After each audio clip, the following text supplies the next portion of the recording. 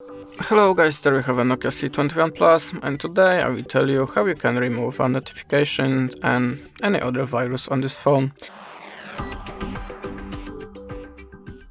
So if you see on your phone something like that in your notification bar, you definitely have a notification virus.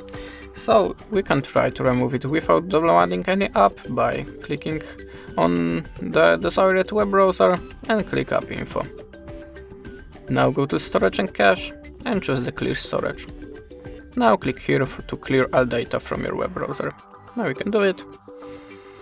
And maybe notification virus should not appear more, so if you still have it, we can download the Antivirus app from the Google Store, but remember to choose the trusted company for it. I choose Avast, so I will open it now and click Get Started. Click Next and Skip. Continue with Free and Conditions Free.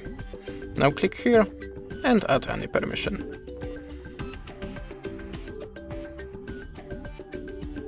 Go back and choose your scan mode. I choose regular scan, and now Avast looking for viruses on our phone and will be deleted.